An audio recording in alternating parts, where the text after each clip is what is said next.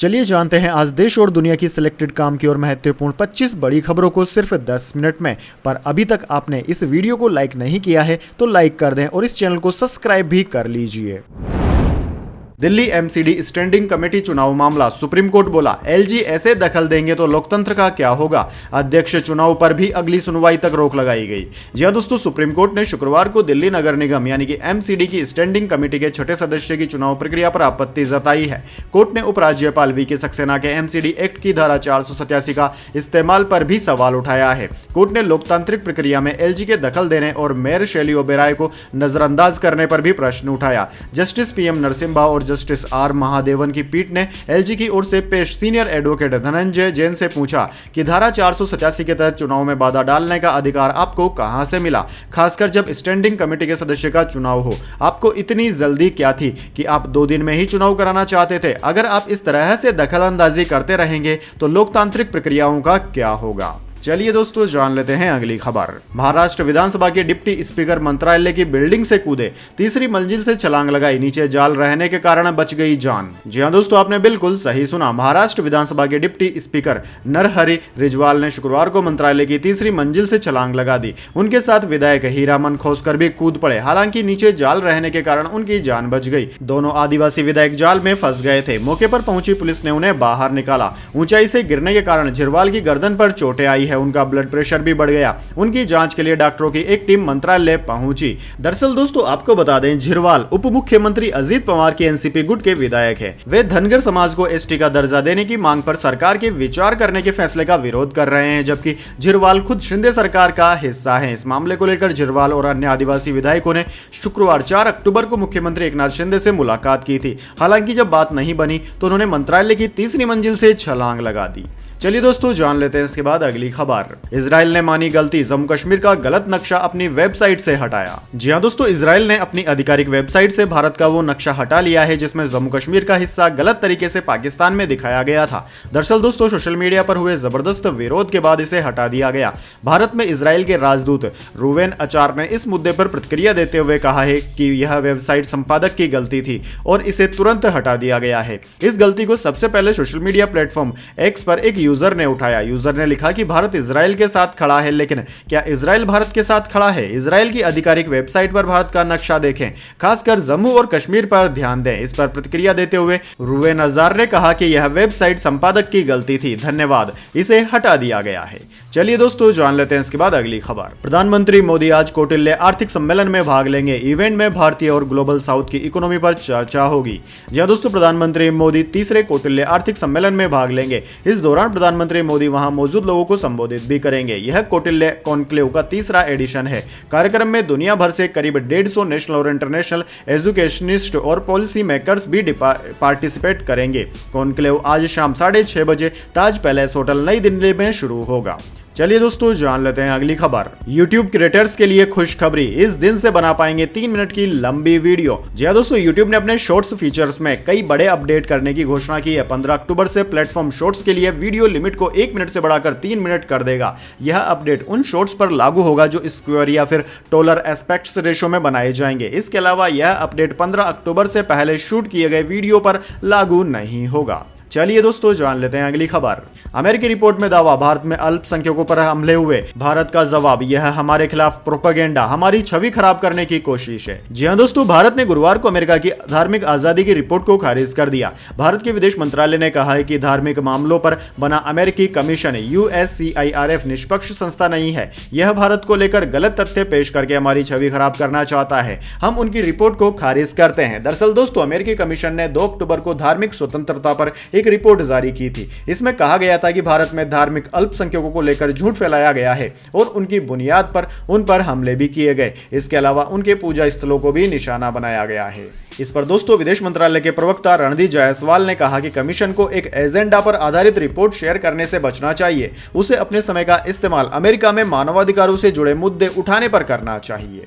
चलिए दोस्तों जान लेते हैं इसके बाद अगली खबर। सोना पहुंचा ऑल टाइम हाई पर, 10 ग्राम सोने की कीमत 75,964 हुई। इस साल अब तक 12,612 रुपए महंगा हो चुका है। जी हाँ दोस्तों, सोने और चांदी की कीमतों में जबरदस्त उछाल देखने को मिल रहा है और आज तो सोना ऑल टाइम हाई पर भी पहुंच गया। Indian Boolean and jeweller association की वेबसाइट के अनुसार 10 ग्राम 24 कैरेट सोने का भाव आज 467 रुपए बढ़कर पहली बार 76,082 रुपए को छू गया। हालांकि दिन भर के कारोबार के बाद यह अपने हाई से 118 अंक गिरकर 75,964 रुपए के स्तर पर बंद हुआ। वहीं दोस्तों चांदी की बात करें तो चांदी की कीमत में भी आज तेजी देखी गई। ये 1615 रुपए बढ़कर 92,286 रुपए प्रति किलोग्राम की हो गई है। कारोबार बंद होने पर यह 1529 रुपए की तेजी के साथ 92,200 रुपए पर आ गई। एक दिन पहले चांदी 90,671 रुपए पर थी। दोस्तों इस साल चांदी 29 मई को अपने ऑल टाइम हाई 94,280 रुपए का लेवल छू चुकी है।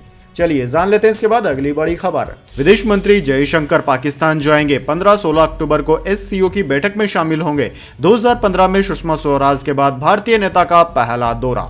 जी दोस्तों, विदेश मंत्री एस जयशंकर 15 से 16 अक्टूबर को पाकिस्तान जाएंगे। वे इस्लामाबाद में एससीओ के हेड्स ऑफ गवर्नमेंट सीएचजी की बैठक में शामिल होंगे। विदेश मंत्रालय के प्रवक्ता रणधीर जायसवाल ने शुक्रवार को इसकी जानकारी दी। दरअसल दोस्तों यह पिछले 9 साल में पहली बार होगा जब भारत का कोई मंत्री पाकिस्तान जाएगा। विदेश मंत्रालय की प्रेस कॉन्फ्रेंस में जायसवाल से सवाल किया गया कि क्या जयशंकर की यात्रा भारत पाकिस्तान के रिश्तों को सुधारने की कोशिश है। इस पर उन्होंने जवाब दिया कि भारत एससीओ चार्टर को लेकर प्रतिबद्ध है। विदेश मंत्री की यात्रा का यही कारण है, इसका कोई और मतलब नहीं निकाला जाना चाहिए। चलिए दोस्तों जान लेते हैं अगली खबर। हाथ में राइफल, माइक से इजराइल को धमकी, चर्चा में ईरान के सुप्रीम लीडर खोमेनी की यह तस्वीर। जी हां दोस्तों, ईरान के supreme leader Ayatollah Ali Khomeini ने शुक्रवार को हजारों लोगों को संबोधित किया। हिजबुल्लाह के मारे गए चीफ हसन नसरुल्लाह को याद करते हुए तेहरान की ग्रैंड मस्जिद में बड़ी संख्या में लोग नमाज अदा करने पहुंचे थे। खोमेनी ने दुनिया भर के मुसलमानों से एकजुट होने की अपील की है। इस दौरान ईरान के सुप्रीम लीडर के एक हाथ में राइफल नजर आई। खोमेनी जब लोगों को संबोधित कर रहे थे तब वह अपने एक हाथ में राइफल पकड़े हुए थे। एक वीडियो में उन्हें राइफल के साथ देखा जा सकता है। दरअसल दोस्तों ईरान के लोगों को संबोधित करते हुए खोमेनी ने कहा कि आप लोग अल्लाह के बताए रास्ते से न हटें, मुसलमान एकजुट रहे, हमें एकजुट होकर रहना होगा, हमें प्यार मोहब्बत से रहना होगा। इजराइल के खिलाफ गुस्से का इजहार करते हुए खोमेनी ने कहा कि इजराइल ने फिलिस्तीन के इलाकों पर नाजायज कब्जा कर रखा है। उन्होंने कहा कि हिजबुल्लाह चीफ हसन नसरुल्लाह की रुख की हमारे लिए अपूरणीय क्षति है। ईरान ने इजराइल को मिसाइल से करारा जवाब भी दिया है। चलिए दोस्तों जान लेते हैं अगली खबर। पुणे में 21 साल की लड़की से सामूहिक दुष्कर्म, दोस्त के साथ भोप देवघाट घूमने गई थी। क्राइम ब्रांच की 10 टीमें आरोपियों की तलाश में जुटी।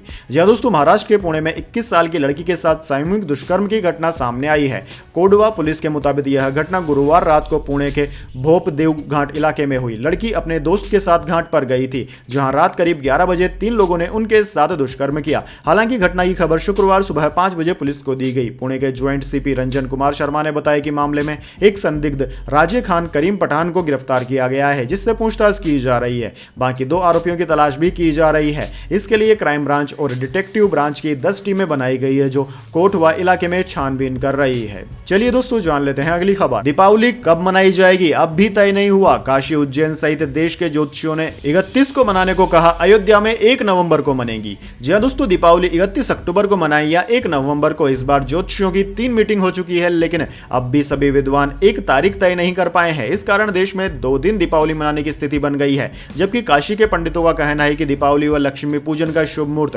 31 अक्टूबर को है। देश का राष्ट्रीय पंचांग तैयार करने वाले खगोल विज्ञान केंद्र कोलकाता ने कैलेंडर में दीपावली 31 अक्टूबर को ही तय की है। वहीं भारत सरकार सहित एमपी, यूपी, बिहार, छत्तीसगढ़, राजस्थान, गुजरात, दिल्ली, हिमाचल प्रदेश के कैलेंडर में भी दीपावली की तारीख 31 अक्टूबर बताई गई है। द्वारिका, तिरुपति में 31 को, अयोध्या, रामेश्वर और इस्कॉन मंदिरों में 1 नवंबर को दिवाली मनाई जाएगी, ऐसा ऐलान किया गया है। वैसे दोस्तों कमेंट करके बताइए आप दीपावली कौन सी तारीख को मनाने वाले हैं। चलिए जान लेते हैं अगली खबर। देश का मानसून ट्रेकर, बिहार समेत 16 राज्यों में बारिश का हाई अलर्ट। बंगाल में 50 किलोमीटर की रफ्तार से हवाएं चलेंगी। एमपी में दशहरा तक वर्षा नहीं।